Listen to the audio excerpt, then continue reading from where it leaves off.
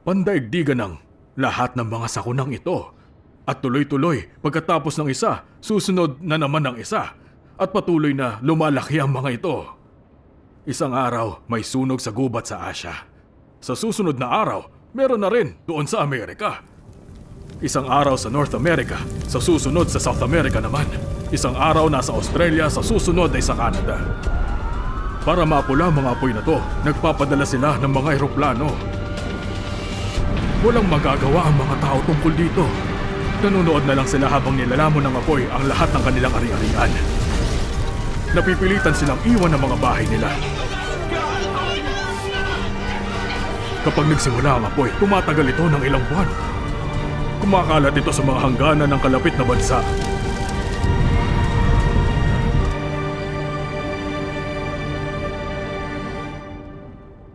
Isang likas na sakuna lang ba ang mga ganon kalaking kalamidad? Tuloy-tuloy ang mga kalamidad na ito. Sinasaklaw ang buong mundo.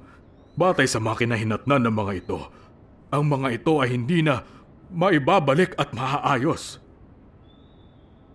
Kung titingnan ang sitwasyon ngayon para sa mga tao, isa itong walang kapantay at mapangwasak na kalamidad.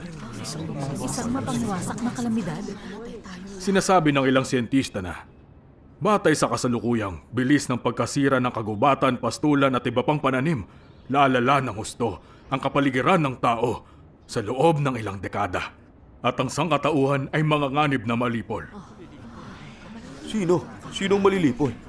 Sino mga nganib na malipol? Ay, ano ka ba naman? Di mo siya narinig? Di ka nakikinig? Ang sangkatauhan, tayo yun. Malilipol ang sangkatauhan. Totoo yan. Sa madaling salita, ang paglitaw at pagpapatuloy ng mga sangunang ito ay magtutulak sa mundo patungo sa katapusan. At magwawakas din ang buong sangkatauhan. Sabihin niyo sa akin, hindi ba't ito'y isang malaking kalamidad?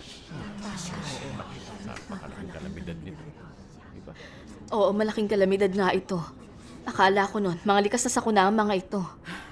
Talagang naiiba ang mga likas na sakuna sa malalaking kalamidad. Bakit hindi natin ito naunawaan noon? Ay, ganun na nga. Ngayong nauunawaan na ninyo. Pag-isipan ninyo kung tinutupad ng malaking kalamidad na ito ang pahayag 8.7. Humihip ang unang anghel at umulan ng yelo at apoy na may halong dugo at itinapon iyon sa lupa.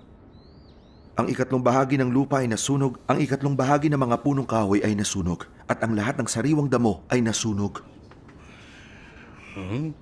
Totoo nga.